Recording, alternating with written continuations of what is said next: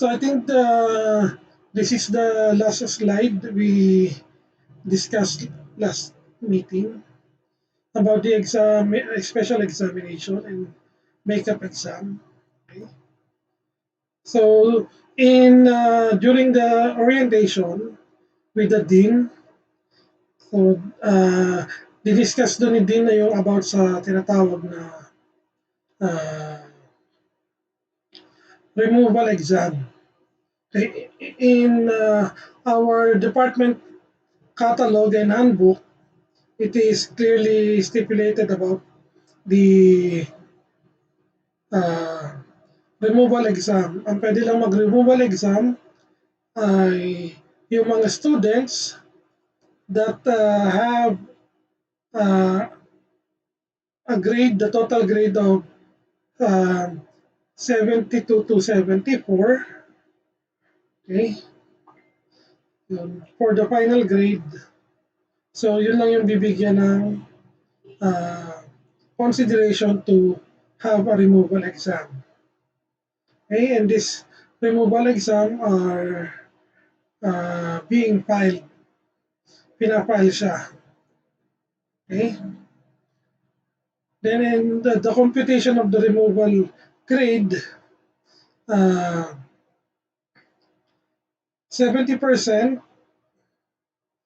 of your removal exam plus the 30% from your original exam, original final exam. Okay? So yun yung computation niya. Kung anong total niya, so yun yung magiging removal grade. Okay? So usually, ang binibigyan lang ng removal exam ay yung passing. So, in case in the future, you are given a chance to take the removal exam, I advise you to take the removal exam. Kasi ang binibigyan nga lang, as I said, ng opportunity to take a removal exam are those passing students. Ibig sabihin, malaki yung chance na pumasa ka for that particular subject. Okay? Kasi hindi ka nabibigyan ng removal exam if you are bound to fail. Kung kahit na anong score na makuha mo sa removal exam, eh babagsak ka. So, obviously, hindi ka nabibigyan ng chance to take to have a removal exam. Kasi kahit ma-perfect mo yung removal exam, if your grade is still not capable of at least getting a passing grade, eh yun. Sayang lang yung ibibigay sa yung chance at baka pumasa ka pa na pumasa. Okay? So grading system. So CEFI adopts the following numerical grading system and percentage equivalent of each grade. So sa college,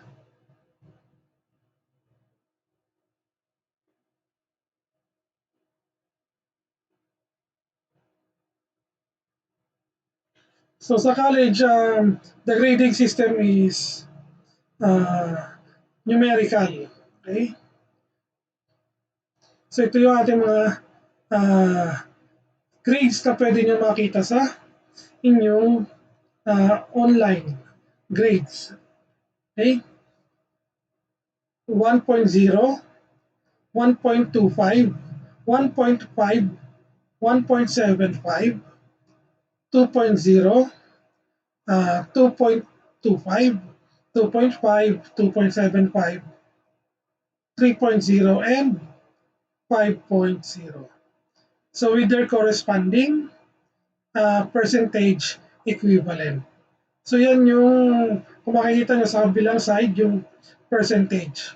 So katulad nga na sinabi ni Dean during the orientation, hindi porke nakakuha ka ng 3, eh matutuwa ka na. Siyempre, 3 is passing. It is the passing grade. Okay? When we say passing, uh, it is the bare minimum. Minimum na bare pa. Diba? Kumbaga, uh, konting sablay mo lang sa grade, eh, 5 ka na o bagsak ka na. So, yun yung uh, passing. So, sa ibang school, merong, meron pang numerical grade between 3.0 and 5.0. Okay? During my nursing program before, sa isang school sa Manila, so may mga may grades or may mga teachers na nagbibigay ng grades na 3.5 and 0.40. Yun. 3.5 of course is considered failed as well as 4.0. Okay. So sa atin, automatic, basta nag below 70 ka, below 70%, so that is equivalent to 5. Actually, hindi lang siya below 70, that is supposed to be below 74%. Okay? If your final grade is below 74, so you will be given, or below 75, you will be given a grade of 5. Okay? So, habang kayo ay nasa early stage pa lang ng ating program, ng PSRT program, so it is advisable for you uh,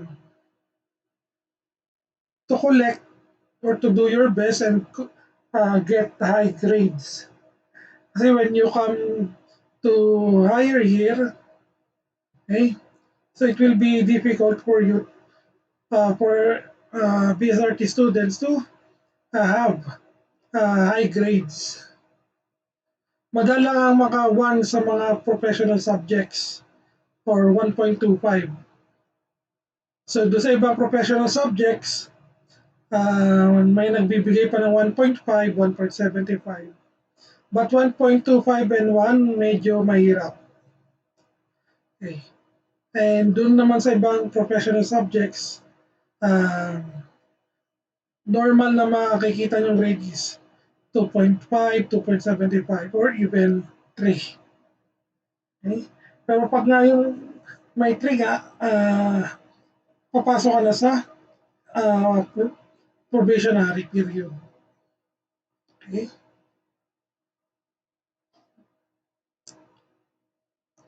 Okay, so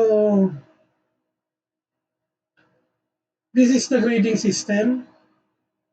Okay, during our blended learning or flexible learning, so major exams are 60%. So meaning if you pass the midterm examination and the final examination, you already pass 60% of your total grade. Then quizzes is 15%, recitation and class participation 10%, research assignment and other activities, basta assignment siya, 10%. Other activities can be either assignment or class participation. Then of course attendance is 5%. Okay, so bakit po may 60% sa itaas? Okay, if you have a subject, kung may subject ka na may laboratory, so 60% of the total grade of the subject will be coming from your lecture. Okay? Will be coming for your lecture. So that means kung ano makuha mo sa total grade, kung ano yung total grade mo lang lecture, that will be your 60% grade. Okay. So saan naman po manggagaling yung remaining 40%? So the remaining 40% will be coming from your laboratory. Okay? Okay, so yeah, 40%.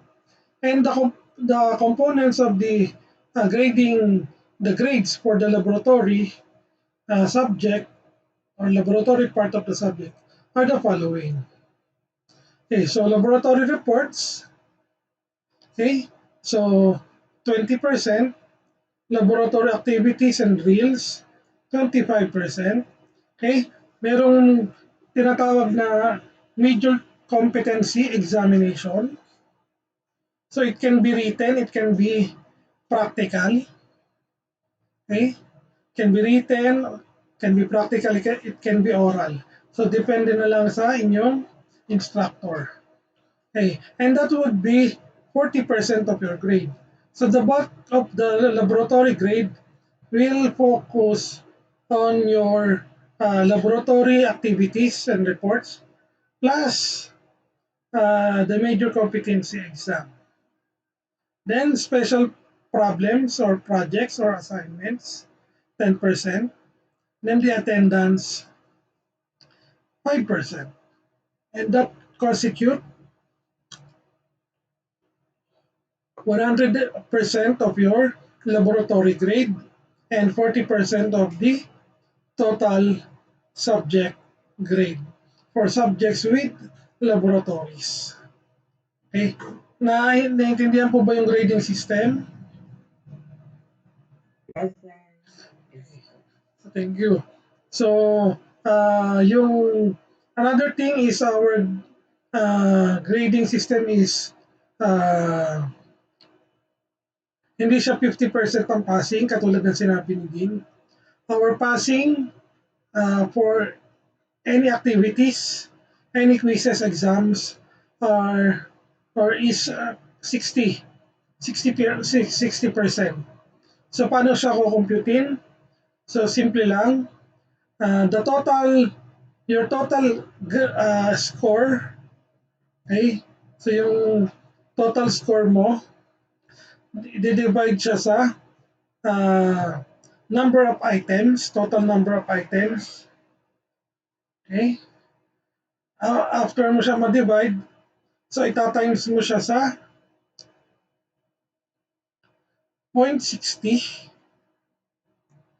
Then after multiplying the that to 0.60, then add 40 to be able to get the uh, final grade or the percentage grade or transmuted grade.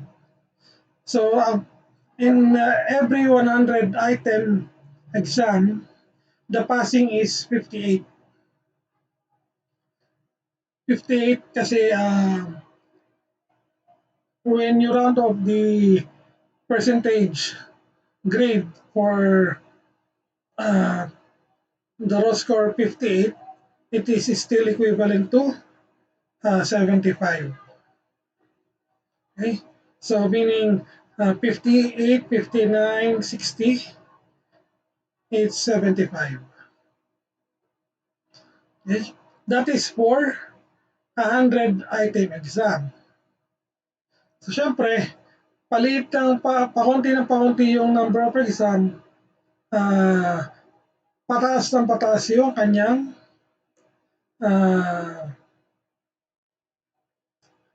passing score. Okay.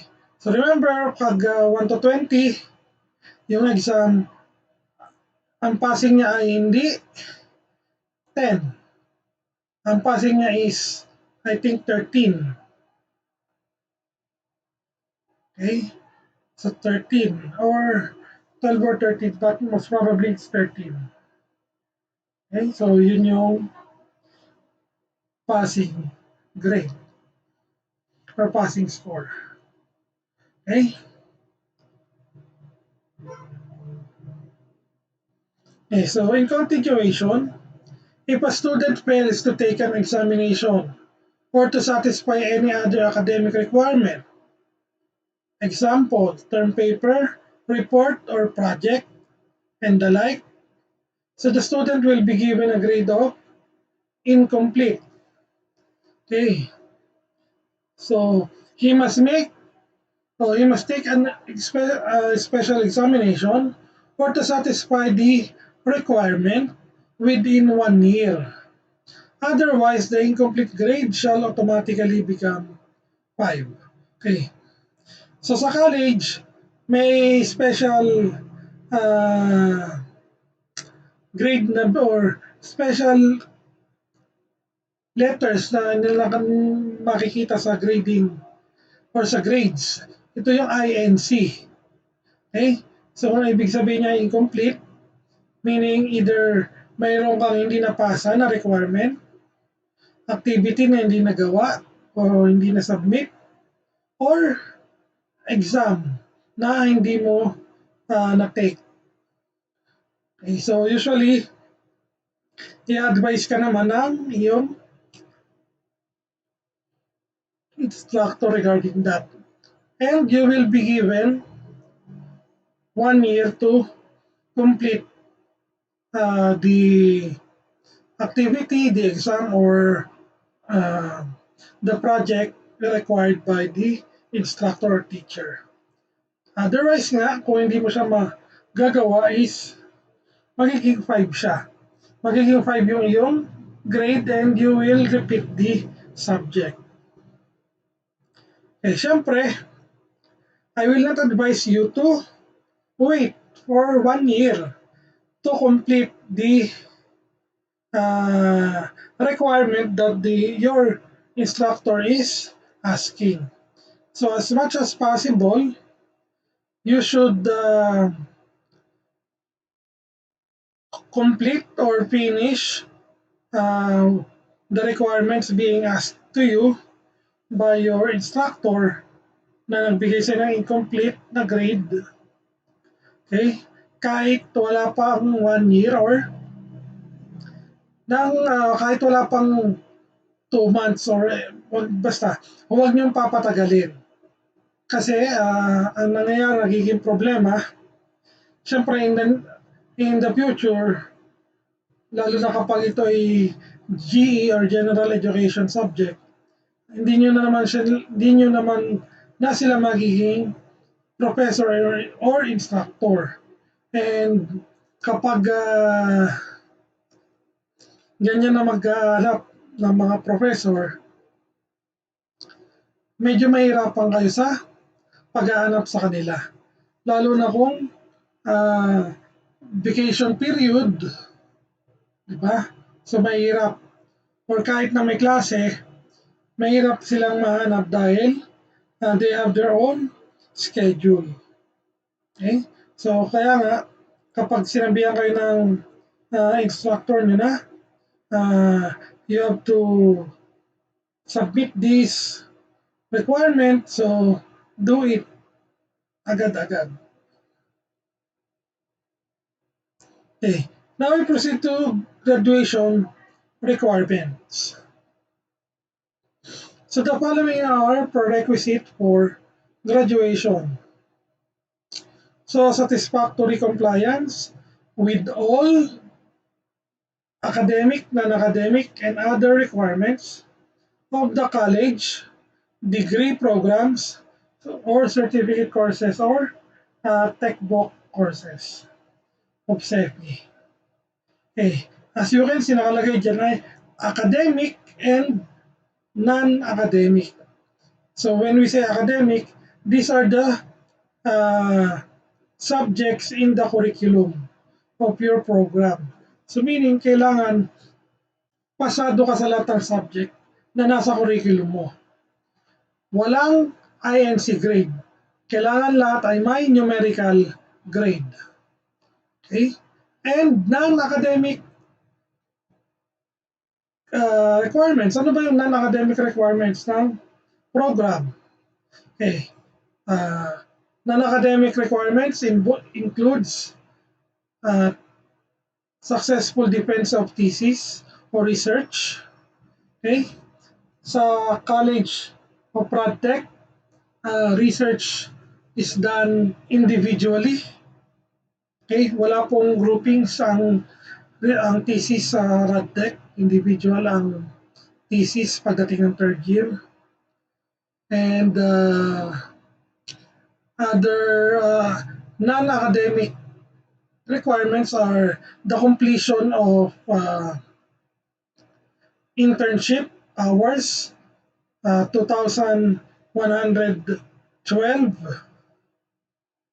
hours for 11 months, plus the completion of the required numbers of examination, 800 the required examination for general radiography, and 200 examinations for the specialized area, such as MRI, CT scan, nuclear medicine, radiation therapy, ultrasound, fluoroscopy, and other contrast studies.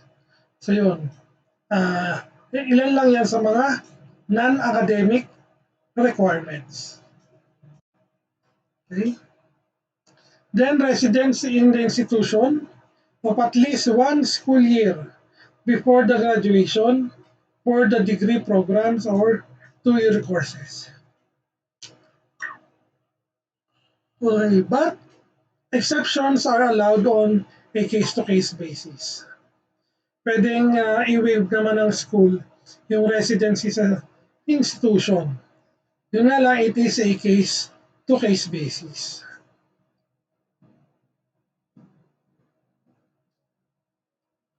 Then all financial and property obligations to the institution should have been settled. So ibig sabihin, walang utang sa school. Then, if you if you are uh, or if you pass the prerequisite for graduation, so you will be filing a letter of intent to graduate for application for graduation. Okay? So, saan ipafile? So, syempre sa Dean's Office for each candidate of graduation. Okay?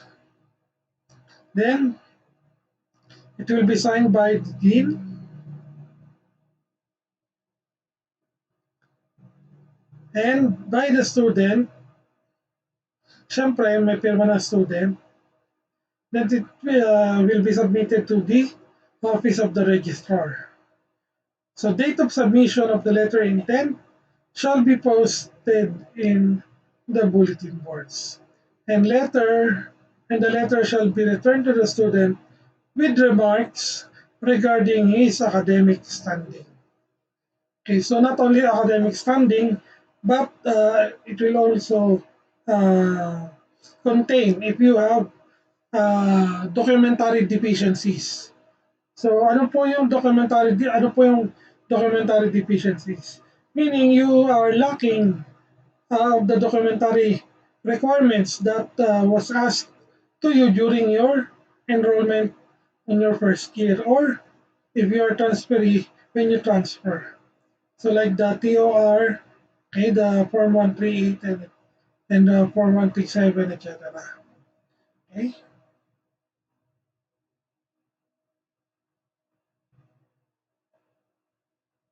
Okay. So only those students who filed letters of intent to graduate shall be allowed to join the graduation ceremonies. Okay. So kapag hindi ka nakapag-file ng application for graduation, you will not be allowed to join the graduation ceremonies. Then a graduating college student who commits any minor or major offenses enumerated in the rules on student conduct and discipline may be prevented from attending graduation ceremonies as a penalty. So if you will be committing any offenses that we will be studying later. Okay, so you might be prevented from attending the uh, graduation ceremonies as a consequence of your action. Then honor graduates. So we only have, okay, three honors, or what we call the Latin honors. Okay, so their general weighted average, or GWA, okay, for the summa cum laude, it should be between 1.0 to 1.2. And then for magna cum laude,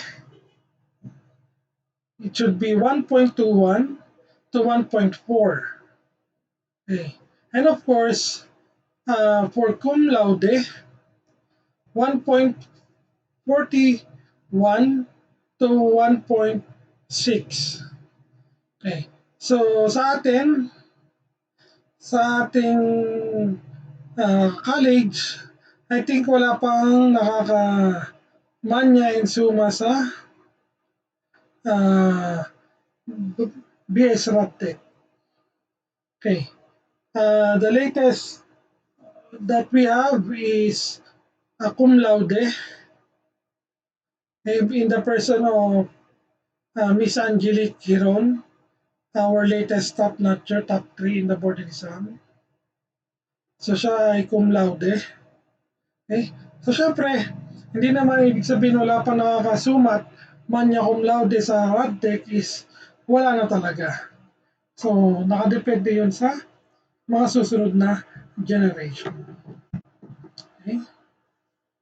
So however, in all cases, a student who is a candidate for honors should not have received a grade lower than 2.0 in any subject. Okay. In any subject, including PE and NSTP. Kahit na yung PE at NSTP ay hindi kasama sa computation ng GWA.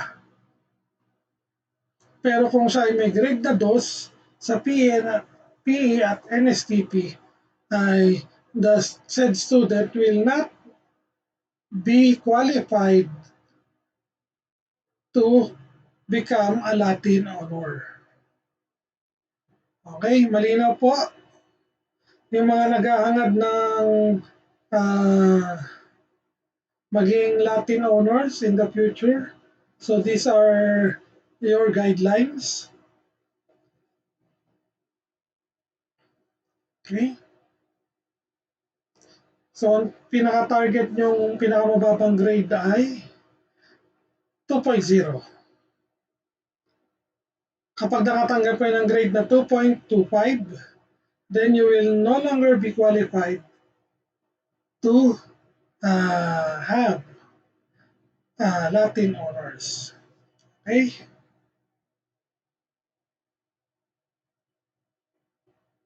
Okay. So a student to receive a grade of 2.5 in any subject required in the curriculum, whether taken in the institution or another school, shall be disqualified from receiving any honors. However, the academic council may award student for the said student with a certificate of academic distinction if the student reaches the required grade average but has a grade of 2.25, either in a minor or major subject. Okay. So, dahil sa disqualified for having Latin honors, so the best that the school can do for students who uh, reaches the required GWA but has a grade of 2.25, So, bibigyan lang siya ng Certificate of Academic Distinction. Okay?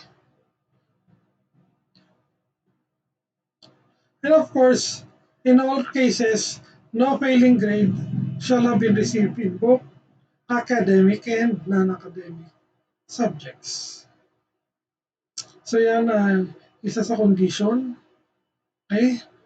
In order for a student to be awarded, okay, either with Latin honors or with academic distinction. Okay? So in the computation of the final average of the student who are candidates for graduation, okay, with honors, only academic credits required in the curriculum are included.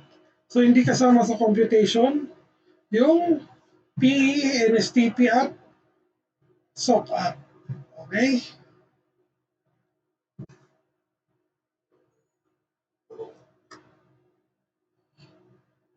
Okay. Halimbawa, transferee. Okay. So, kasama kasama pa rin sa computation yung subjects na credit from other school. Okay.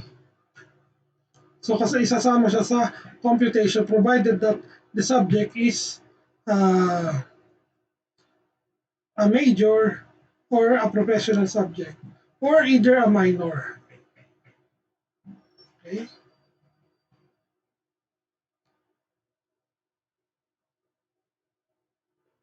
So students who are candidates for graduation with honors must have established the residency of at least 2 years in the institution.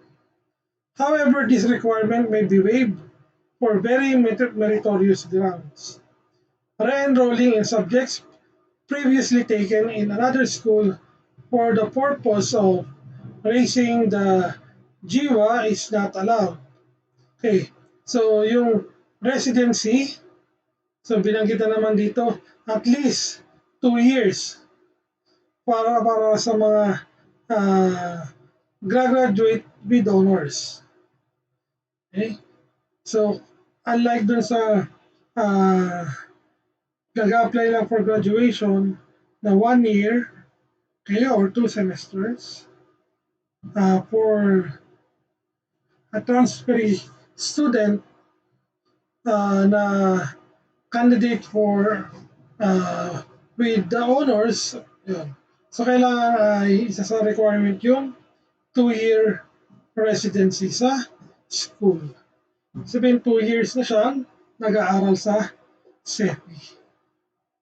Okay. So, yun nga lang, pwede rin siya ma-waive provided that the students did meritorious service for the school. Okay? And of course, re-enrollment of previously taken subjects are not allowed.